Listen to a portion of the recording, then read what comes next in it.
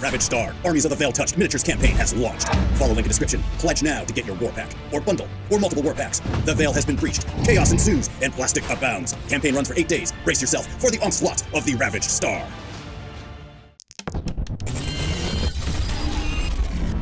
We play and call it work. Hello there, Wargamers, and welcome to this week's Sit and Talk. I am Luka from MiniWarGaming.com, and I'm going to sit here for an hour and answer your questions. Various questions you've left me from last week on Josh's Sit and Talk, and then for next week, it's going to be Matthew. So if you have any questions for Matthew, make sure you leave them in the comments down below, preferably on the MiniWarGaming.com website. That is where we typically always look first for questions, and we might make our way to YouTube, where there's usually a few more questions there. But typically, we only have the time to go through the ones on the website. So if you are leaving questions and wondering why no one's answering them, if they're on YouTube, we might not get over there. MiniWarGaming.com, leave them down below. And again, it's Matthew next week, so he'll be answering all of your questions. Anything wild you want to leave him, he'll do his best to answer those for you. But anyways, I'm going to jump right into it here. I got somewhat of a busy day, I suppose, today, so I'm going to try and keep this within the hour, even though I love to go over. First one is from Molath. Hello, Molath. Luka, for someone trying to get into a rank and flank gaming, would you suggest the Warhammer Armies Project, Kings of War, or, if you have any experience with it, Warmaster, that 10mm Warhammer fantasy game? I would not recommend Warmaster, first and foremost. Warmaster, great game. It's just a little, well, I mean, you know what? Who am I to say? Who am I to say? It depends on your experience level and like what scale of gaming you're interested in, because out of all of that, Warmaster scale is the grandest, and you'll have like essentially like, are you into like Napoleonic stuff? Are you into like big scale, proper scale wargaming? Then Warmaster might be actually the one you want to do, right? Because you'll have your table you're playing on, and then everything's so small, the ranges are a little bit more accurate with missile weapons and troops mobilizing around the battlefield and where you position things. That might be your shtick, that might be your thing. So maybe, yeah, Warmaster is your go-to, whereas like Warhammer Fantasy and Kings of War are your like scaled down essentially skirmish level encounters, instead of like the grandiose wars you might be looking for when it comes to Warmaster, or like the more historical, bigger battles, right? Excuse me.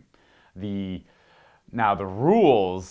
rules-wise, if you are inexperienced with rank and flank games altogether, I'd probably recommend Kings of War, because it kind of just covers that aspect of it. That's the one aspect you'd want, where it's just, you just want the rank and flank, you just want the movement. Magic is a lot lighter. A lot of the weird shenanigans and magical items and the character builds are a lot lighter, and it focuses mostly on your units and their movement and where they end up and where they choose to fight, and breaking flanks here and there. And like that is typically what you'll get with Kings of War. And then you could scale it up to Warhammer Fantasy if you want. It's like I don't want to say, I'm not going to use the word more advanced, but it's got more to it, but it also bloats it at the same time, where now all of a sudden you're playing these specific armies that have like 15 to 20 magical items, in addition to the core like 50 to 75 magic items, however many there are. There's like a lot. So you have all these weird options, all these weird builds, mixing and matching these items. Whereas the builds start focusing less so on the units you bring and more so on the characters. At least that's like, obviously like the characters don't influence the game that much. Like the units you bring do, and the movement matters more than anything else still. Like that is fact for Warhammer Fantasy, but I find a lot of people get excited about the character building more so than anything else in Warhammer Fantasy. That's not true for everyone, obviously, but I know for myself personally, and a lot of people I talk to, they always ask me, instead of asking me like, how would you build this army, they simply just ask me, what do you think of this character? What do you think of that character? I built this character, built that character. It's just a lot of the excitement comes from building the characters, and that's where Warhammer Fantasy typically shines, because you can have these truly unique characters. You can give them a name, give them a personality, how they would fight on the battlefield, and then use the magical equipment to represent that as well. And then also you obviously have a much bigger focus on battle magic and wizards dominating the battlefield. Like realistically, when you think about it, right? Like you have these two armies. It's like insane to really think about. You have these two armies about to meet, and then one of them has a wizard that can summon infernos. Like, which side do you think is going to win realistically? I mean, if they're like man to man, like skill level and like numbers and all that, like obviously the war magic is probably going to kick in there. So that's where Warhammer Fantasy shines as well, because you can have like big, impressive magical spells. So it all depends on what you want. If you want just rank and flank and you want to keep it as simple as that, Kings of War. If you want that big old scale combat and you can get your hands on the models, War Master. But if you want kind of the big epic characters and also the movement mattering, but like out of all the most complex ones, probably Warhammer Fantasy. The edition you choose to play doesn't matter. You could do. I'd recommend Armies Project because it's like an 8.5. But it is a lot more complicated than 8th edition was. Just reading the rules as is. Like, people might disagree with me on that, but if you are completely inexperienced and you were to read the Warhammer 8th edition rule book, you might be able to kind of pick it up pretty quickly, and it all kind of makes sense. You'll miss rules here and there. And, you know, I guess like Warhammer Army Project is a lot of the same, but there's a lot more, like, what I found is hidden things, like certain force organization things like war beasts are expendable, but like you don't know that until you go to the war beast section, and then you try and build a list with war beasts, and it's like an illegal list because you have too many war beast units in your list, or certain. So there's a couple other things too. Like, whereas the Warhammer Army Project's a lot cleaner all around, but I think it's a little bit more advanced as over 8th edition. But you get a great experience out of it when you kind of understand. Even like there's probably a rule missed or an assumption when I played the Armies Project based on like older editions of Warhammer Fantasy. So I don't know. It's hard to say. I personally would go for Armies Projects because I'm just really all about it right now. So I'm a little biased, but I'd also wouldn't mind trying out War Master on top of that. We have Sir Christopher next. Luka, please describe for us your experience, with the Warhammer Armies Project. What has been the most interesting thing you've taken away from your experience with the project? Thank you. Okay. It's tough. I apologize if I seem a little like low energy. It's like earlier in the morning, and I'm like, I got my tea right here. Thank you. Great, glorious. Now, it's almost like we made the change to the Warhammer's Army Project, which, if you're not familiar with this is Warhammer Fantasy modified 8th edition. It's a community edition. The fans have taken the errata and kind of fixed up the rule book, repositioned where some of the rules need to be in the rule book so you can quickly reference them faster, reworked the magic phase, added a lot of the older magic items from the previous editions, brought back a lot of the flair from the previous edition codexes, and brought back some of the healthier mechanics from the older editions and got rid of some of the unhealthier mechanics of the newer edition. It's like a conglomerate of like a bunch of things all slammed together to make what I think is a pretty damn good rule book. Probably the most interesting one I've ever played. Like, I've played, now granted, I've only played 6th, 7th, and 8th. So out of all of those, I liked 7th the most. But I liked the codexes of 6th edition. I thought they were particularly fun. And just like so full of flavor, you know? It just felt really good playing them, win or lose. And then 7th edition came out, a tighter rule set over 6th. And the codexes kind of took a hit, though, where they had, well, in my opinion, like the couple I played at least took a hit. And then 8th edition came out, which was a complete rework of the system, essentially. And then you had your 8th edition codexes, which were okay. I felt like they were lacking some flair as well, though.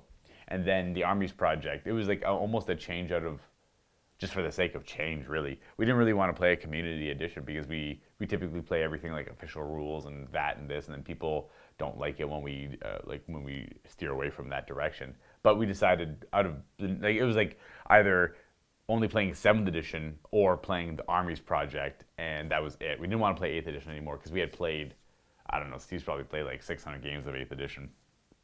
I probably played 300 to 400. So it just kind of gets like pretty samey after a while. We started having to introduce all these like minor rules to like make the game a little bit different. Like, okay, no more Dispel Scrolls, no more level 4 wizards. Let's just play level 2 wizards. Let's lower our Lord allowance down to the original of like 25%, and then really focus on the infantry and the cavalry and the war machines and all that stuff. Let's do this weird scenario. Let's do that. We're just trying to find any way to change it up. and it just kind of got stale. So we decided to go back to older editions because we missed those codexes, and then we went to 7th, and then there's like obviously issues with 7th. Like there's like things that are too powerful, like march blocking is too powerful, and a couple other things, and that just wasn't. It just we weren't all on the same page, so we decided to go with the Armies Project, at least give it a shot, and we were all like blown out of the water. We like it was just everyone was on board, everyone was happy with it, and it like I guess to really answer this question, because I've gone off on a tangent, it made everyone happy. That's my experience with it. There was something in this edition that kind of hit a mark for everyone collectively. Like Cullen liked it because of that, Steve liked it because of this, I liked it because of that, and like things like that. Now there's a little bit of aversion here and there as well for some aspects of it.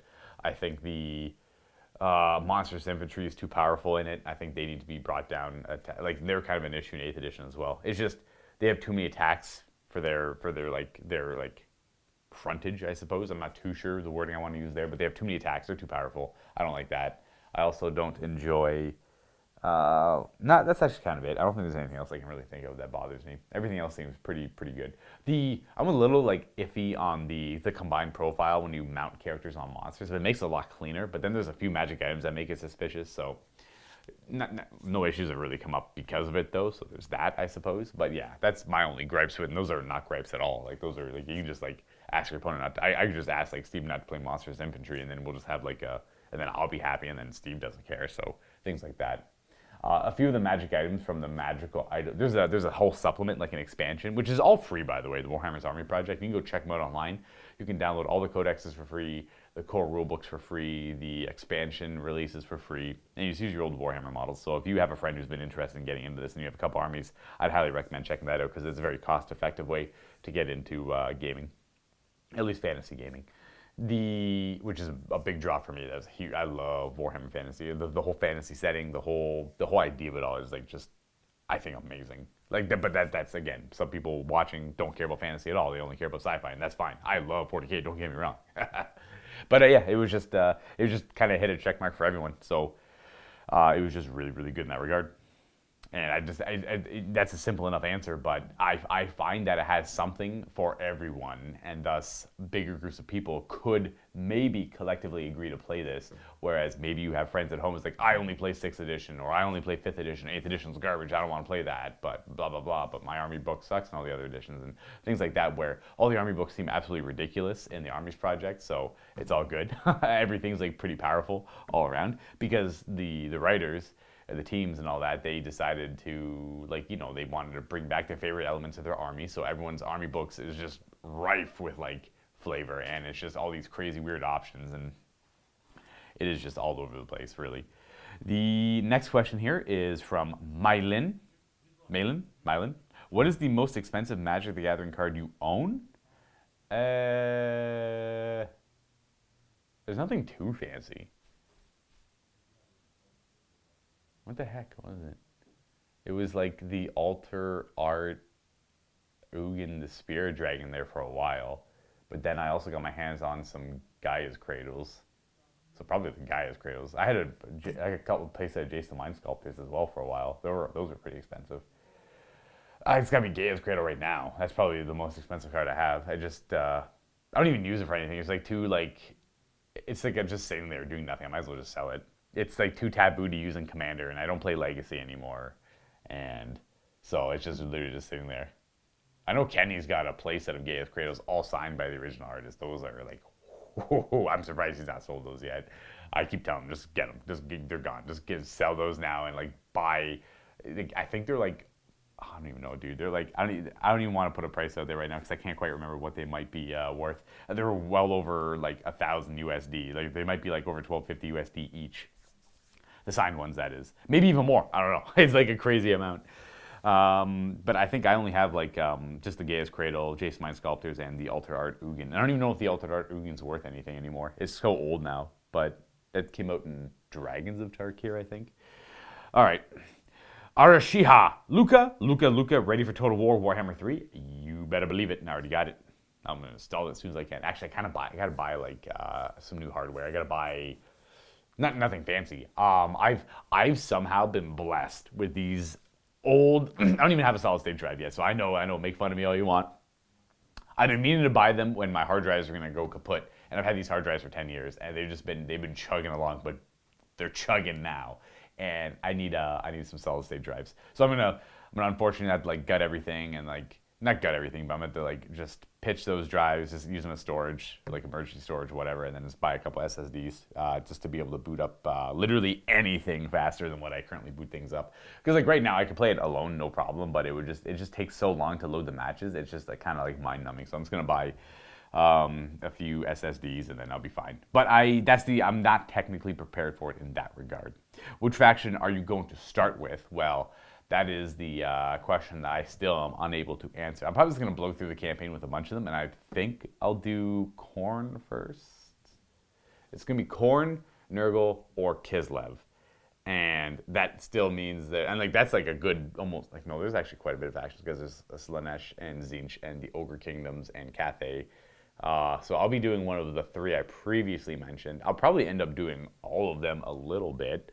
But I think I'll finish the campaigns on Nurgle, Khorne, and Kislev. Very excited for all of the like final kind of release notes for the game.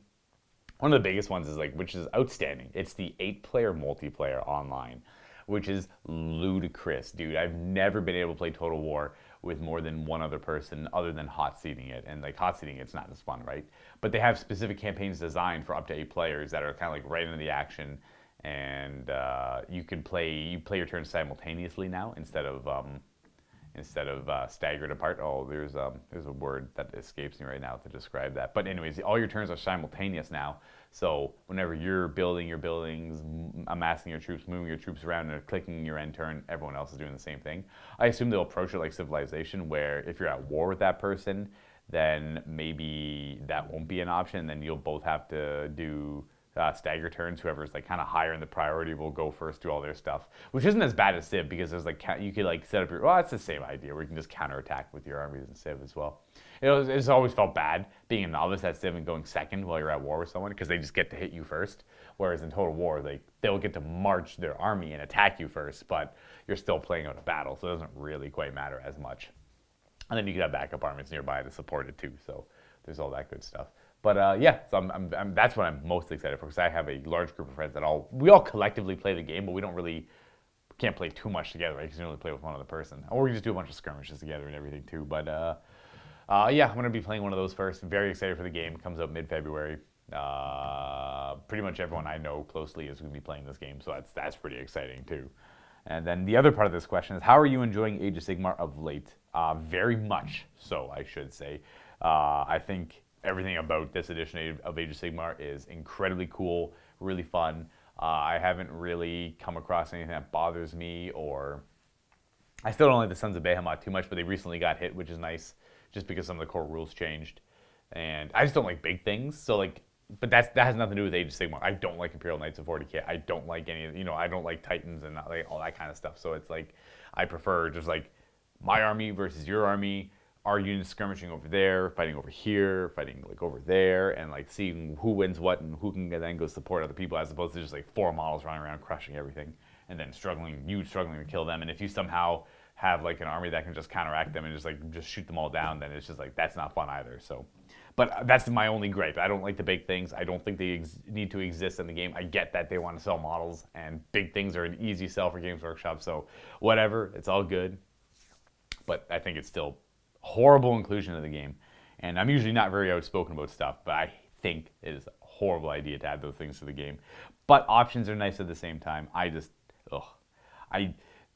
There's people out there that'll be like, I don't mind playing against them, but I don't think they truly like playing against them. It's like, oh yeah, bring on the Giants. I was like, I want to actively play Giants. Like, yeah, sure, you want a challenge, I get that, but you're not getting the proper experience out of the game, and like I guess that's me being like too like forward with that, but gripe.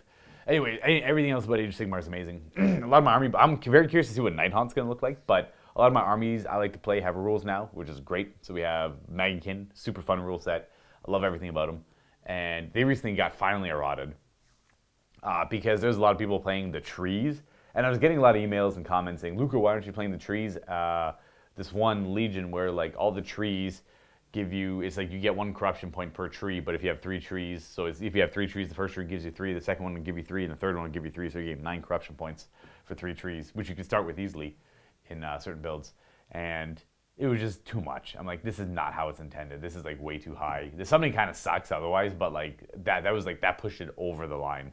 And I wanted to wait for the errata to come out, and then everyone was like, no, that's got to be how it's intended. Like, why would they write that otherwise? Well, there's other typos in the book too. So the errata came out saying, no, the trees do not like cascade off of each other. Like if you have 3 trees, you only get 3 corruption points. I know a lot of people are out there upset about that, but the alternative was you have no options and you're only playing the 1 demon host that gives you 1 extra tree, and then you bring Horticulous Slimex, which would give you a 3rd tree, and then you're ramping up your summoning to such a wild degree that you're getting like, you can get like 10 Plague Bearers every turn. It's just like ludicrous. That's 20 wounds of Plague Bearers every turn. That is not the intent there. Or you could like summon a 4th tree on turn 1, and all of a sudden you're getting 16 corruption points a turn after that, and then you're summoning like the 20 Plague Bearers and some. Like, it's just like, it's ludicrous. It is ludicrous. That was not how it was intended to work. So I did not want to play it that way for a while there. Sorry, I went off on a tangent. I'm just being a dink because I got into an argument with a couple people where they were saying like, no, you have to, it's the only way to play them, blah, blah, blah, all this and all that. And it's like, come on guys, you have to like think outside of the box. Like, this is going to get errated. I'm pretty sure this is going to get errated. And I'm so happy that it did, because I knew it was. If there's ever any time you're playing your army and you feel like something is suspicious, just don't do it. You know, you don't need to do it. So technically, it works this way. The second you have to say technically it works this way, you are in the wrong. I think, in my opinion. You know, you don't have to play it that way. You don't have to make your opponent feel bad, or like, how is someone going to deal with 20 plus plague, like 10 plus something else Plague Bears a turn? Like, that's crazy, dude. How are you going to go ahead and summon like 1,000 free points in your game? You do not need that to win. You do not need that at all. It's just, Anyways, Pro Waffles, next question. Hello, Pro Waffles. Luka, my man, you always seem up for any type of game. Love your content, dude. Keep it up. I am. I love games in general. I always like keeping my mind active, especially with newer games. Like, say, Josh comes in, he's like, hey, I got this new game from Warlord I really want to try out. I'm like, man, I like games. I like learning new things, like keeping my brain active. I like trying to figure out puzzles and like learning new rules and seeing their take on rules. Like, oh, that's interesting, they added that in, or like, that's a kind of cool concept. And it's just kind of fun to see what all these game designers out there come up with, and I just really appreciate it. I don't think I've ever come across a game where I dislike this rule set, actually. There's been a few games where I thought that this is kind of like, I've never come across a game where I thought the rules are too complex or too like out there and like unnecessary. Maybe there was one time. Maybe, but not really even that. It was, if I ever have a gripe with a rule set, it's like it's too tame. It's like this is not enough for me. It's like it doesn't get my hype up enough. I need to be like, I need to be rolling on a chart, which then leads me to 42 other charts to roll on to resolve like one shot. That, you got Luka then. You got me 100%. If your book has 48,000 charts in it, I'm in. I love it. It's just like, none of your decisions, and that, I feel like in those situations, none of your decisions matter. And like, you put your models where they want to go, and the game just tells a story as you're playing. And I love anything like that. Just like each little game is its own little fun story. But anyways, also, can you get some Warriors of Chaos on the Warhammer Armies Project, dude? Thank you. I'm pretty sure like Steve's kind of working on that. If not Steve, then Max upstairs in the shop has some stuff going too. I've never actually liked the Warriors of Chaos as like the traditional build. I've always thought it was kind of like boring in a way. Because it's pretty much, you just have the literal best soldiers. Like, they are, and that's fine. You're kind of paying the points for them, where like you're paying like it's always historically been too cheap for a Warrior of Chaos. But in the Armies Project, these guys run around with like 2+ armor saves, 5 up parry saves if they have Mark of Tzeentch. They have 2 attacks at weapon skill 5, strength 4, toughness 4. It's like out there ludicrous, dude. It's crazy. And it's just, all they do is walk up the field, get in combat, and fight. And that's kind of it. They have their magic and everything too. And it's not like too different than the vampire counts, but the vampire counts can like raise dead, reanimate their units, and I really like that attrition and that kind of dread, whereas Warriors of Chaos just go in and smash and take names. I'm like, that's cool. I don't mind that. But, you know, it's not really my cup of tea.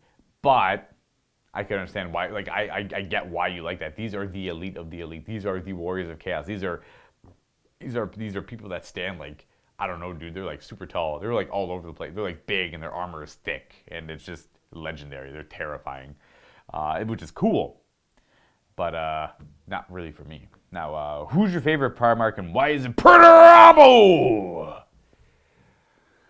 Well, it's Leman Russ.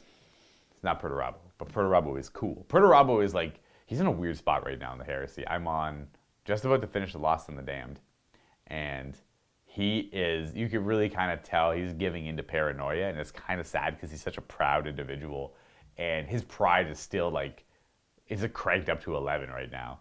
But he is just, he's also succumbing to like deep paranoia, and it's just kind of hard to watch that from Perturabo, who is a Primarch I do really respect, and I think he is kind of cool. But it's kind of, it's sad to see anyone you kind of respect to go down that dark path where he's definitely dabbling in suspicious stuff, and it's just not good for him right now. It's just not good for him at all. All right, we got Howzam the Third, or simply Howzam 3. Luka, when will the Lame Army builds start happening with Skari? I think you guys made a reference of building horrible lists of each other, then playing a game. You're awesome in all you do. Keep on keeping on. What Howzam means is, when Skari and I were playing together a lot recently, like not kind of recently, like last month we were playing a lot together, and we were trying to think of like what do we want to do, and he came up with the idea, which Cull and I had done years ago, where we just build horrible armies for each other. He would build a Necron list with like knowing things about Necrons and being like, okay, this is your army, here you go, boom, you can have this. Obviously it has to be a legal list in every way, shape, and form, and then I would build a list for him, right? Something like that. It'd be like Drukhari. Like an example would be if I had to make him a Drukhari list, it would be like Kabalite warriors, no transports, and like some weird like beast tamers and like some beasts. Not saying they're bad, but they're not like the most efficient, right? There's gonna be no synergy in the list. There'll be like an Archon with no equipment on them, and maybe like a random witch. And the biggest thing for the Drukhari, no transports, makes life hard. So it'd be something like that. He'd probably build me a Necron list where it's like 5-man squads of immortals, like. I don't even know what it would be, but you guys get the idea, and you just try and make it work. It's just me versus him trying to make it work in a match play game, and like that sounds hilariously fun. We just haven't had the opportunity to do it. We started playing a lot of Age of Sigmar together, and then Skari was learning Age of Sigmar and trying to figure out what armies he wanted to play. So that was like the main focus there, was just learning the armies and playing them instead of like. Whereas in 40K, we're collectively both very experienced, so like we can just kind of mess around and like whatever happens, happens. Whereas in AOS, Skari is damn good at AOS now, but back when we were playing a lot, he was still trying to comprehend it and grasp it and like learn its subtle nuances compared to 40K. The possibility of Skari and I still doing the matchups like that are still there, and they're possible in Age of Sigmar nowadays too. But Age of Sigmar is not as fun to do just because you can't you don't have so much control over building like bad things per se. Maybe it would still work. It's just like 40K, you could like bring like really small squads, and like you make like odd numbers of squads, and like you could like blow points on weird things. Where in like Age of Sigmar, things are typically not too bad. So like anything you add to your army is not actually the worst. It'll simply just lack synergy. Whereas in like 40K, it's like clearly obvious, like that is bad, dude. Like that is like, wow, what is that list? It literally can't do any objectives. It can't do anything. It's just hilarious. We got a question here from Smiling Kira. Luka, Mr. the Dice, Lord of the Undead, hashtag Undead Gang. Enemy of the Living, hashtag Undead Gang. Conqueror of Life, nice.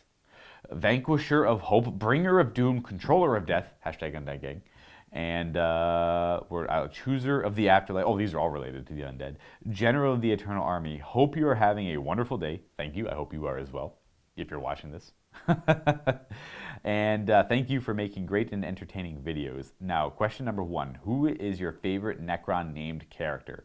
Probably Imhotep the Stormlord, because he's a real bad boy. He's cool. I like him. He literally like woke up one day and his like he was a Nemesaur. He was just a general for his Pharaon. He led a lot of Necrons for the Sotek dynasty. He was one of the best generals. And then there were some essentially politicians arguing as they woke up for the Sotek dynasty. This is like the abridged thing. and they woke up and there's like a civil war about to happen. It was like on the cusp, and one of them had threatened like, oh yeah, I'll wake up the Stormlord, he'll serve me. Like, what are you gonna do without the Stormlord? And the other guy said, the Stormlord would never serve you. The Stormlord would serve me, and I'll have his support. And then they woke him up, and he's like, what are you guys doing? You guys are literally babies. You guys are children right now. Why are you arguing? What's going on? Kills them both. He's like, I am now the Pharaoh of the Satek dynasty. I am the leader of it all. And he's kind of been a big figurehead for the Necrons for a long time now, in Games Workshop's Necrons. Just like a big narrative character. I've always really liked him. The Silent King's always been in the background. He's always been like a mythical figure who existed, but now he's literally back, and that's kind of cool. But I've always liked Imhotep. And Imhotep is I'm actually not too sure how deep his aversion to the Silent King goes. I know the Silent King came back. Imhotep's like, that's cool and all, but where have you been? I've been, you guys get it, right? So like Imhotep's been doing a lot of the work while the Silent King has been absent in dark space and other galaxies doing what the heck ever he was doing. So Imhotep's a little, not really all for it. But I don't know. My favorite Necron character other than Imhotep, I always thought the Illuminor was kind of funny too. But I've always just really liked Imhotep, where he's just like that kind of, he's just a cool character. I don't know. He's just a good general, good leader. Well, I don't know if he's a good leader. He's a good general though. I don't know what his policies are for the Satek dynasty. Not that I really care, but number 2, have you read the Twice Dead King Ruin novel yet? People say it's really good, plus its sequel, Reign, was just released a couple of days ago. I have Ruin. I bought it, and it's on my list to read. I'm just currently on the Siege of Terror right now. And the Siege of Terror is damn good, so it's like the heresy train never ends, So I'm thinking, unfortunately for me, the heresy is going to end soon, and that's kind of sad. I've read every heresy book other than like the second half of all the short story collections. I have not read Korax, or I've not read Deliverance or Korax. Is it called Korax or just called Deliverance Lost? The Raven Guard one. I've not read Fury of the Abyss. What else have I skipped? I think that's it. I think those are like the only ones I've not read, and I've read everything else. And there's some misses in there. But otherwise, so far the Siege of Terror has been amazing. And I'm a little bittersweet because I'm finally coming to the end and I can broaden my horizons to other things. But man, it's like a really long book series, so it's kind of sad when that book series ends. But I can always just start the heresy again, or at least read my favorite books again, which I will do. Not now, but maybe one day in the future soon. But it's on my list. I bought it. I was going to read it after the heresy, and then happy to see that the next one came out. I actually started reading Pariah. Well, I finished Pariah, and there's more to that series that I also have to finish off. I thought that book was okay. I'll literally absorb anything that has to do with Eisenhorn, so that was an easy one for me. It wasn't bad. It was just weird. Pariah, that was. But anyways, I got a list of things I need to read. The Malazan series. I need to read. I want to do. I've only read Dune, like basic Dune. I've never read The Children of Dune or any prequels or anything like that. So I want to check those out too. There's a lot of things I got to read. So many things I got to read. 3, which Necron name character model you want Games Workshop to introduce or update with a plastic kit? I actually don't mind the Stormlord one, but the Stormlord could use it. They could all literally use a new kit. They're all kind of, they're old, which is fine. I don't really know of any characters that aren't models that I care too much for. I'd probably say the Stormlord. I'd like to see a new Stormlord or a new Anarchy or the Traveler. Like, literally, like, all of them. They could all be very cool. Like, look how cool Illuminor Cesaris is. Look how cool the Silent King is. They could all be epic looking like that, right? So, like, any of them would make me happy. I would lean the Stormlord mostly, I think. But Nemesis Xandrak's pretty funny, too, as well as the Vargard. It's like Don Quixote and Sancho Panza, dude. It's like, they're ridiculous. Oh, no. My screen. I'm a fool. All right, next one. Which team are you on? The Nameless King or the Stormlord? The Stormlord, hell yeah. That's who. The Silent King is cool. But I've always been a fan. The Stormlord's always been around, right? I've been playing Necrons for so long, and the Stormlord's always been there. Now the Silent King shows up, and I'm like, oh, I like the Silent King more? Nah, I don't flip-flop like that, dude. I'm all for the Stormlord. Though I need to, like, I kind of technically need a Stormlord. I have a Stormlord. He's on a display, and I really like the display, and I don't want to take him off the display. But I'm trying to think of a way to, like, Is it ways I could do, like cut them out of the display and then just like place them on a base and be like, there, bam, there's my Stormlord. But I've been kind of waiting for them just to bring out a new Stormlord model. I don't think they're going to do that anytime soon, so maybe I will just go about doing that. We have Space Commando 99. Mr. the Dice, can you flex for the camera and tell us how you got that Giga Chad body? Man, I don't know what reality you're living in, dude. Like, real question. How many of you guys at MiniWarGaming paint your own minis? Okay. Space Commando 99 Giga Chad body. Thank you. That's very kind of you. I like that. That's too funny. Oh, man. How many of you guys at MiniWarGaming paint your own minis? Is commission painting paid by the studio or out of pocket? It's literally all of that. I'm trying to think of examples where there's only one of them. Steve will paint his own models. Steve, like 95% of the time, paints his entire armies himself, like somehow in like what seems like minutes.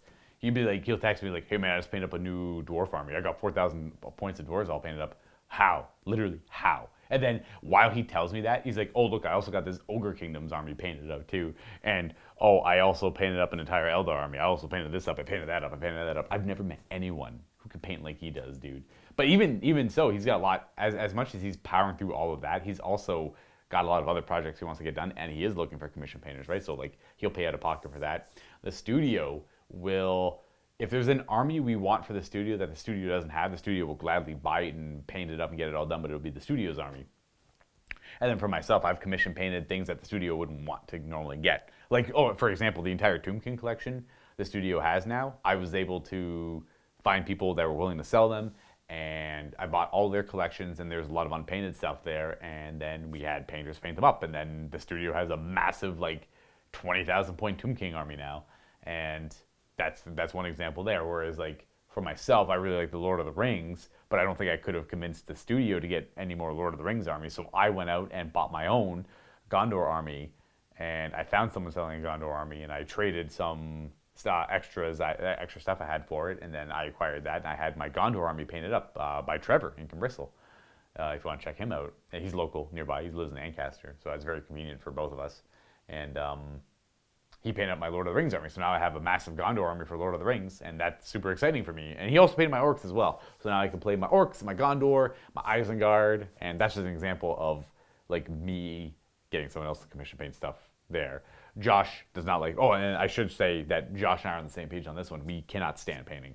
I consider myself an okay painter. I can paint. I know the techniques, and I'm just slow, and I don't have the patience for it. Anytime I'm painting, I just keep thinking like I could just be doing this instead, and I would enjoy that more. And I could just do this instead, and I would enjoy that more. And if that's and then you realize like if I'm going to enjoy something else more, my time is worth so much money. I'm just literally going to pay someone else. But at the same time, I want these armies done. So it's just literally easier for me to pay someone else to do it, and I use my free time for stuff that I personally enjoy a lot more, such as like video games or like hanging out with my friends or whatever it might be, right? I don't find it relaxing. I don't find the painting there. I feel very accomplished though when I do get a project done, which is nice, right? That's cool. So like on this, it's not as if there's no gratification at all out of it. It's just the process of doing it. It kind of gets mind-numbing. But if I was like sat down like, Luke, you must paint this army. I don't know why that would actually like gun to my head, paint this army. I could do it, and I think it would look nice, but. A lot of my stuff I have is like older painted stuff for myself, so it's like not super great. My newer painting styles are a lot better than my older stuff, but I just don't have the patience nor the will to really paint anything myself now. There was a random little spurt there where I had the will to paint up a Drukhari army, and I was really happy with how it turned out. I got a Raider done, 10 Cavalry Warriors done, and I was working on the Archon and the Scourges, and I just like fell hard off. And it was just I took on a project that was like too cumbersome, I guess. It was like too big. The technique was like too many highlighting, too much of this, too much of that, and I just burnt out really fast on it, unfortunately. Luka. In AOS, is there a unit? Oh, this is by Pellinor. Sick. Is there a unit you see on the opposite side of the table that makes you think, oh bugger, this is gonna be tough? What's a tough unit that I Hearthguard Berserkers. You gotta respect the crap out of Hearthguard Berserkers. That's what my gut tells me. That's my first initial like, oh, that's the answer right there, Hearthguard Berserkers. What else could there be? that you gotta respect. I think Hearthguard Berserkers are like my go-to. Everything else is, in my mind, manageable. The Hearthguard Berserkers, you're like, okay, I gotta like not be a moron and like actually like play around these guys. I'm usually the guy who likes to go for the very durable, hard-hitting units and then walk right up the middle of the board. But the Hearthguard Berserkers are hard to match. They're very good at doing just that one thing. I just don't like dwarves typically, that's why I don't play them. I would say Hearthguard Berserkers. We got a question here from Jesus with a G, not Z, but a G. That's the letter. Hey Luka, now that you have been playing Old World a lot more now, do you feel like the game needs a countercharge rule so that it is even slightly accurate to historical fighting? No unit ever just stood still and accepted being charged. I hate how Games Workshop has never implemented this in any of its rules. What you mean is like I declare a charge against this unit, and that unit could be like, okay, I'm going to also, as a reaction, charge. I wonder how that would mechanically work. Because you could hold steady. Like, holding makes sense for certain units, like units of spears and shield walls. Like, that makes sense to hold, but there's like some units that are like great weapons and stuff like that where you're like, oh, they're just going to countercharge. They would historically want to countercharge. I mean, in the end, unfortunately, it is just like it's a fantasy game. It's very abstract. Even though it covers a lot of aspects of what a battle might of that scale might kind of look like, it is still, in the end, abstract. So you have to kind of use your imagination for a lot of it. You can imagine they are countercharging. That hold could be a countercharge. It's just mechanically probably complicated to figure out like a countercharge rule. Maybe you both like charge roll up, and you both go that far. You both kind of like meet in the middle of the distance, but like whoever rolls higher gets to go that many more inches in like that direction. So like unit A charges unit B. And they both have the same move or whatever. Unit A rolls a 7-inch charge, and the distance between them is like 10. So it's like 5's right in the middle. So they meet at 5. So they both need to roll 5 to make the charge, which is automatic on a movement 4 unit with a D6 additional movement. So they both make it, and then they both roll their D6s and add their charge rolls, take the 2 highest rolls. And then unit A rolls like a 7, but unit B rolls a 9. So they both meet in the middle at 5, but unit B would go an extra 4 inches and push them back a little bit more. Or maybe they would get a bonus because they charged harder. Maybe like whoever rolls higher gets the charge bonus. That could work too. And then they would just meet in the middle regardless if they have the same move. But if like the movement 5 guys, I guess there's a lot of ways this could work. Yeah. Like if it was movement 5 charging movement 4, they would meet in the middle, but like 1 inch skewed towards the movement 4 guys because movement 5 guys would get there a little bit faster. And then whoever rolls higher, you still do the roll, but whoever rolls higher gets the actual charge bonus. Or maybe you just both get the charge bonus because you're both technically charging. So it just counteracts that, and but it kind of pulls your unit away from your front line, right? It pulls them out of the line. So there could be a counter. I think that'd be a cool mechanic. That's a good idea. I never actually considered that. That would, I wouldn't say I hate it. I could appreciate that you hate it. But, yeah, that's interesting. That could rule. You know what? Maybe you guys try it at home as a house rule. Try it out, see how you like it. If you play a lot of Warhammer Army Projects or Warhammer Fantasy or any rank and flank game, add a counter, and you have reactions like hold, stand and shoot, flee, maybe add countercharge as an option. Catfish 666.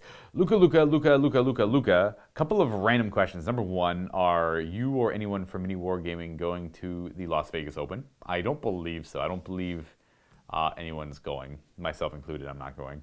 Not for lack of interest, it's just didn't really line up well with like stuff I got going on. I'm local and I'd love to say hi. Oh, that's awesome. I would love to say hi as well, Catfish, but maybe next year. What's the most Canadian thing about me? I don't know. I can be pretty apologetic, but I mean most Canadians can be. Not all of them, mind you, but most of them can be. I do like to say bud a lot. Or friend, that's a good one too. In fact, I watched the, what's South Park? I think it was like the second pandemic episode of South Park where they were all adults and Ike Ike was coming to visit Kyle or something, or his family he was visiting from Canada, and like he gets stuck at the airport thing, and then they have to bring out a Canadian translator to deal with him, and it's just so good, dude. Check out that scene if you haven't already. I killed me, man. It was so funny. Do you take a shot of maple syrup every morning? No, I don't. Can't keep the Giga Chad body if I was to do that, I suppose. Do you feed your pet moose 2 or 3 times a day? I'm trying to think of how much a moose would need to eat a day. Not that I know how much a moose needs to eat a day. Honestly, a moose is like, I gotta imagine, I used to have a lot of horses while growing up. As like a late teenager, like early like adult. And if a moose was anything like that, you would just, it all depends. Like there's a different approach if they stay inside or they go outside. Like this is like a moose has got to graze all day, right? So if you had a pet moose, you would just leave it in the paddocks and then it would just graze. But I mean, a moose would just walk over or hop over any. I mean, so could a horse though. I don't know. You would probably feed it once, and then it would also continue just eating for the rest of the day by grazing. So it just literally just constantly eats all day. But like you actively feed it like once, like whatever that moose is gonna eat. I don't even know what a moose eats, by the way. I assume they just graze and they just eat like a horse does. But you know, what are your honest thoughts about Age of Sigmar? Thanks for being awesome, and if you do any streaming or anything, let me know. I'd love to support the cause. Thank you, Catfish. I often think about doing it, but I never get around to doing it. I get home, I'm so tired. I'm like on camera all day, so when I get home, I'm typically not too interested in being on camera. But if it was like a casual kind of like just sit down and watch me play like World of Warcraft or something, and just like and then just talk the talk, I could do stuff like that. But I'm always like with my friends in Discord too, so it'd be like a weird like experience for them. Or me too, like where I'm talking to my friends in Discord and talking to the chat as well, so I'm not too sure. Anyways, what is your honest thoughts about Age of Sigmar? I think it is only going in the right direction. I think it is very good right now. I think Age of Sigmar has, now luckily for me, I got my hands in a lot of cookie jars. I play a lot of like, when I play Age of Sigmar, I play it strictly for like no narrative, nothing, like it has a lot of elements like that, and it can shine in that regard. But I feel that for me personally, if I'm to be completely honest, it lacks any randomness, or it lacks any weird. I'd have to add so many random house rules to Age of Sigmar to make me happy to want to play it narratively and for fun. When I play Age of Sigmar, it is competitive game only, and it shines in that regard, I believe. And now I don't mean to like say like I only play like 10 out of 10 lists. Like you play for, because there's objectives and there's secondaries, and it's never about routing the enemy army. It's about accomplishing your own goals in that battle. It's a completely different, wholly different thing. It scratches a different itch than any Warhammer Fantasy game would. For me, Warhammer Fantasy is that I could approach that game with like no competitive mindset. Like the game can be competitive, but then it's got the exact flip, for in my opinion, the exact opposite, where there's too much random nature in Warhammer Fantasy to call it truly competitive. Where like a game like using chess as an example, like to me playing Warhammer Fantasy competitively is like trying to like get a checkmate, but it only works on a 2-up, right? And it's just you get your queen rook trapping the king, and it's like, okay, you win if you can roll a 2-up. It's like, all right, you roll a 1. It's like, okay, well, what? And it's just and then all of a sudden the king moves and it's a tie now, and it's like, okay, sure, whatever. So I always approach the Warhammer Fantasy games like. And then not saying like Age of Sigmar is like a lot more like chess. Age of Sigmar is still obviously a big dice game. It's like crazy dicey, but it's not as dicey as Warhammer Fantasy is typically. You could like Warhammer Fantasy, you could like cast a spell and lose your wizard right away, and it's just okay. Well, that sucks for me, I guess. Like it's not likely to happen, but it could happen. Whereas in Age of Sigmar, no matter what, you will never lose your wizard to a miscast unless you've miscast like 3 times. If you miscast on your 3rd time, it could die. But it's like you could see the progression of him dying and like losing wounds instead of like instantaneously dying. Just as like a broad example, right? There's a lot of things you could, cavalry going over a fence. You could make the decision to have a unit of you're stuck with the cavalry where they are. They're gonna go over the fence. There's like 10 of them, and you could lose 8. And it's like, okay, well that unit's now dead. I just lost like a 300-point unit. You made that. Now, to be fair, you made that decision to go over that fence, but realistically, come on, like that's fun in a narrative and like for fun aspect. And we've tried making some competitive fantasy stuff, but I find when it comes to competitive fantasy, like when you're playing way up, it's only feel bad stuff, and it's just nothing good about it. It's just, I'm going to deny you from doing that. My guy's going to be immune to this, and there's nothing cool that really happens. Whereas when we play at the more fun narrative level, where you're just building characters for fun, you have a cool idea for characters, and you throw your army together. It's not necessarily the most synergistic, but it's got like all your favorite elements to it. Then you play the game, and you're going to have an amazing time. My honest thoughts on Age of Sigmar, though, would be that it's a great competitive game, and that's where it shines, and that's all I really want out of it. But like I said earlier on, I get the privilege of playing all sorts of war games, so I get like all of my itches scratched. Yeah, all my itches scratched in that regard. Because if I don't want something competitive, if I want something narrative and fun, I will go simply play Warhammer Fantasy for that. And I think the same is true for Warhammer 40k, where it's like a nice, tight, competitive game, 9th edition, and it's great, it's amazing, and it really scratched that itch. But if I want something more narrative, more fun, I got the Horus Heresy for that.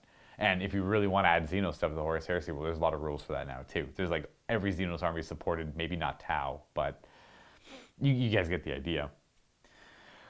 Luka. There have been some talk about MiniWarGaming covering new games, but still no Magic the Gathering from me.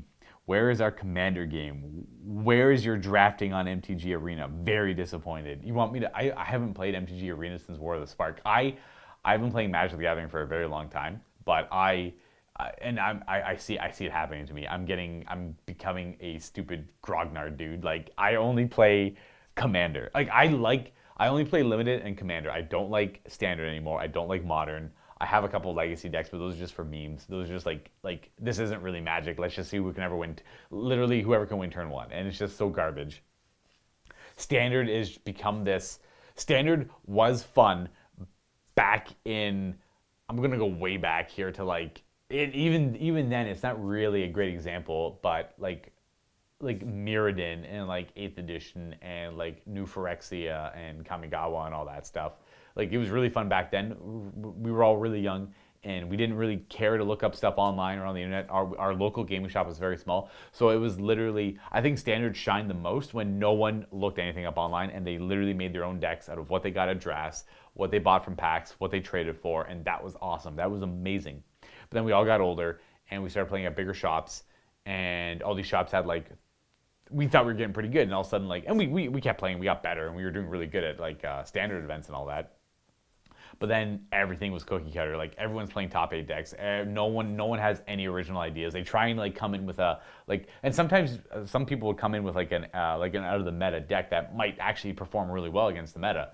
But there's always some top 8 deck that's like a good counter to that anti-meta deck, and then like they get matched up against that, and it's just not really not really a good show at all. And it's a card game. You can just draw everything you need and still win, even without a meta deck. But when the meta stuff started really popping up, my interest in Standard like dwindled heavily. And then that started creeping into draft a little bit too, where you could kind of tell people were starting to do a lot more research, because Wizards would leak they'd leak the whole set eventually. Not leak, but tease the whole set before it's released. And then people would do research, talk on message boards, go on Reddit, Discords and all that, and talk about like the value of every card, and like when you're drafting, this is like an auto take, that's an auto take, this is an auto take with that, that's an auto take with that, and then all of that creativity kind of went out the window, and all that you kind of see a card and you just pick that card. And like, obviously if you're not a very experienced player, you're not going to be able to utilize that very well. But even the experienced players were starting to do this, the veterans, and they weren't really thinking for themselves anymore, and they were just only taking value cards. And all of a sudden, I used to do gauntlets all the time for pre-releases, and then I would just do like the 5 sealed events, and then all of a sudden I started seeing the same kind of decks winning over and over again, where it's just, come on guys, like, do something else. I don't know. It was a little disappointing. So I only play Commander now. Luckily I have a big group of friends that all like to play Commander, and we're all now finally of the same mindset of, no infinite combos, no turn 1 wins, no, that's not needed. What a surprise. We're all capable of doing that. Whoa, we're so good at Magic. So let's just put that to the side, and like, we all have these cool themey decks now that work out really well, and we've like put power levels beside all the decks, and like we've categorized them all, so we have like this kind of like ridiculous system that I'm not a big fan of, but whatever. I will accommodate so that everyone's happy. Whereas like we had weird council where like, okay, like this Narset deck, that's like a 10 out of 10, dude. That deck, that like, and I agree, that my Narset deck is wild. So like that deck is like, I only play that against the other wild decks. And then I got like a zombie deck that's like a 1 out of 10, dude. It's like hot garbage, trash. And so like, you know, we always play like the same tiers of decks against each other, or like within one bracket, you know, kind of something like that. Anyways, sorry.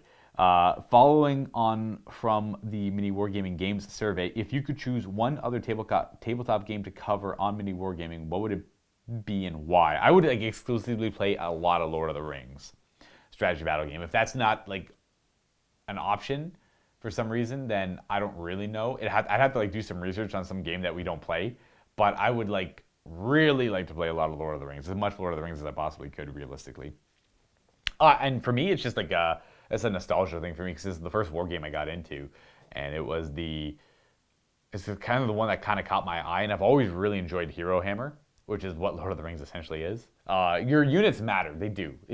I'd be crazy to say they don't, but realistically, a lot of the focus is what the heroes are able to do, and the heroes don't win the game themselves, like obviously, but like the influence they have on certain flanks or in the middle or wherever they are, and they can make certain flanks buckle, and then that hero alone did that. So that flank starts buckling because that hero maybe killed 2 or 3 guys off, and then all of a sudden now your 10 to their 10 is now your 10 to their 6 or something, and that flank's starting to buckle. And then, you know, obviously they have their own heroes too, and then they make certain things break and fall, run away, and then the heroes clash, and then, but there's like classes of hero too, like Aragorn is like crazy powerful, but he's like 245 points, and I'm talking like King Elisar, Aragorn, all that stuff. Like he's pretty up there. Sauron's really powerful. The Balrog's crazy strong. Smaug is like ludicrous, and it's a very nice narrative game. It's a very, very narrative game. And again, I think the Lord of the Rings, people play competitively. That is missing the mark 100%. I think it is meant to play narratively only. It has a lot of charts, a lot of random nature to it, and a lot of things are out of your control. And it's such a good game. And it has all the aspects of a fantasy war game that I would like. It doesn't have the rank and flank, but it weirdly operates like one in a, not really, but the movement matters. And when your lines clash, where you choose for them to clash, you have to resolve everyone individually, and it really shows the ebb and flow of a line of combat very well. But it's all random, it's all dice, right? So like, your line can be fighting in the middle, and then all of a sudden this part starts to buckle, and you can see the enemy starting to push in, and then that exposes your middle a little bit to get wrapped up and slam from both sides, and that'll immediately make you crumble. And then it's so cool in that regard. And then the enemy army starts breaking and to encourage chests and running off the board, and it's just so good, so good. It literally combines everything I want. Its magic is pretty tame, but that's fine. That's Lord of the Rings, right? That is Lord of the Rings. Number 3, and if you had to choose one of the more esoteric or rare games to play, as in something self-published or something from a smaller company like Bushido or Frostgrave, what would I choose? I'm not well versed in those. I know of Frostgrave, and I know of Bushido, and I know of a lot of those more fringe games that were like, but I'm not too sure. I'd probably play Frostgrave because that's a successor to Mordheim, and I've always liked Mordheim. I'd give that a shot, but I'm not too well versed in any of those games. I don't actively seek them out too much. I've always been, shamefully or not, a big like just GW fanboy. Like Games Workshop game, I'm in. Like that's a game I'll play for sure. Typically the older ones, but the newer ones are, like I said, they scratch a certain itch. Have you seen the new Arcane TV series based on League of Legends? Check it out if you haven't. It is amazing. Well, I have seen Arcane 4 times. I've watched it 4 times now, fully, front to back. You are correct. You are so correct, man. Miso, you hit the nail on the head. Arcane is so good. I love it. The music, the animation. I've always liked League of Legends. I've been playing MOBAs for, I don't know, I somehow like, I love how I say that. Like, I've been playing Magic the Gathering forever. I've been playing Warhammer forever. I've been playing MOBAs forever. I play games. It's my thing. I've been playing Dota since Warcraft. Like, I technically played, oh crap, what was it called on StarCraft now? Oh my gosh, the name escapes me. It wasn't Defense of the Ancients. It was something else. Oh, I used to play, I didn't know what I was doing on there, and I always got kicked from the rooms, but I played a little bit on that. And then when Warcraft, the Frozen Throne came out, I played Warcraft 3, but I didn't like play it online too much, just like a few custom maps here and there and a few skirmishes. Then because like I remember the Frozen Throne coming out like rather quickly afterwards. I think like it was like a year or something, and then I started playing that, and all my friends started playing it too. And Warcraft 3 is so good. It's so good. And the custom maps were so good. So many of those custom maps went on to be their own independent games afterwards. That's how good these custom maps were. And then Dota obviously being Defense of the Ancients, and then that went on to be, I think in order of releases for like the major ones, it was like Heroes of New Earth, and then League of Legends and Dota 2 all collectively came out around the same time. And then there was a lot more abstract like takes on it too, like technically there's a few, I can't think of the name, like Apex Legends is a weird kind of like battle royale MOBA-esque game too, so it's like hybrids, like a lot of hybrids came from it. But I played a lot of Dota. I played tons of Heroes of New Earth, probably like I think I played over 14,000 games of Heroes of New Earth, and each game's like anywhere between 30 minutes and an hour long. And then all my friends started playing League of Legends, and I didn't like League of Legends. I hated it at first, but all my friends wanted to play it. And they were Riot was geniuses with that, because they took the MOBA genre and they opened it up to everyone. They made it accessible to everyone, where you didn't have to know how to deny creeps. You didn't know how to like auto attack, stop, or cancel. You didn't have to worry about canceling animations. You didn't have to worry about turn speed. You didn't have to worry about chopping woods down in the forest, hiding away in like all these weird like fringe areas, and you didn't have to worry about any of that. It was just buy your items in your shop, in your hometown, go to your lanes, do whatever. Don't die in your lanes. Don't feed. Just farm creeps. You can't deny your own, so you don't have to worry about that. Go farm the jungle if you're on to. Kill the enemy turrets. Kill the enemy champions. Kill their nexus. Win the game. Done. And then I thought it was the characters were I thought the characters were boring. I thought there was nothing unique about them. The game was kind of broken, where you could have all these. You could just like stack the same item over and over and over again. It was just weird. It was a hot mess, if I'm to be completely honest. But all my friends played it, and we had fun. It was like, you'd do things like Evelyn with 6 Sunfire Caves running around just watching people burn to death, and it was just, they couldn't do anything about you because you're invisible. And they had, in fact, new players didn't even know what was going on. And it was like the Wild West of MOBAs, and it developed into something kind of beautiful, I think. Because I really, the direction it went in, I started getting heavier into League of Legends. And then before I knew it, I played a lot of Han and Dota 2. I started playing more Dota 2 because Han started, Heroes of New Earth started falling off. So and then after that, my friends, like only me and Kenny played like Dota 2, and there's like a couple other people that would join us every now and then, but everybody was playing League of Legends. So we all started playing League of Legends a lot more, and the characters got a lot more interesting, a lot more unique. And then it has its own issues now. It had its issues before, but it wasn't as bad as when it first came out. It was more comical than anything. It was like Age of Sigmar first edition when League of Legends first came out. It was just a hot garbage mess, and it's just like, okay, I'm gonna have this Lord of Change summon pink horrors, which is gonna summon pink horrors, which is gonna summon pink horrors. They're gonna summon flamers, and then I win the game. It's just like things like that, right? That was like what League of Legends kind of felt like at first. But Arcane is, to go back to the original question, Arcane is so good, dude. Arcane is amazing. It's like kind of like reminds me of Into the Spider-Verse, which I think they're coming out with another one. It's again good music, great animations, just good story. And if honestly, guys, you probably thought like, what's this hype with Arcane? Blah blah. I don't like animations. I don't like this. I don't like League of Legends. I don't like that. Just it's so good, dude. Like the story, like all the villains are crazy relatable. You understand them. You get why they are, and there's like just like heartbreak and tragedy. Like I'll be honest, I don't feel like this show about League of Legends deserved to be as good as it was. It blew my mind. It was crazy good. So I don't know, like, you know, check it out if you haven't already. But it's like, oh. Last question, CAD Gaming. Luka, what are the winning lottery numbers for the next week? Don't mind me. I was making a joke since Josh said you would answer whatever I wanted. I'm going to go with 49, 32, 17, 7, 11, and 21. That's it. That's your 6 numbers right there. If you're playing a 6 number lottery. Some are 5, I know. I don't know. Maybe yours is 6. Maybe yours is 7. If there is a 7th number, 53 is what I'm going to go with. Serious question, though. What are your thoughts on the Tau leaks? Do they make you want to play Tau, make you scared of playing against them? What it really seems like, if I'm to be completely blunt with the Tau, it's like they play the exact same way they would have played before. Cleaner rules, nothing's really changed, and it's just like the Riptide does what the Riptide did before. The Pathfinders do what the Pathfinders did before. The Fire Warriors and the Breacher teams, they all did what they did before. The characters did what they did before. Nothing's changed. The stats have gotten better. The points have gotten more realistic. The guns actually do damage now. So now it's like people are now willing to try and make Tau work, as opposed to before where not a lot of people were willing to make a try. Only a handful of people were willing to make a try. And it's like, okay, well, here's just better stats. That's literally all they got, better stats. And they do the exact same things they did before. And now it's like, okay, now we're willing to try. So it's like, I get it. It wasn't a great book before, but it's not like they got like anything new. Like literally all the stuff does the exact same thing it would have done before. It's just better at doing it. You know, like the railgun. That railgun's a super powerful one shot. Now it is a super powerful one shot that's a lot more consistent. And I get it. That makes it like that.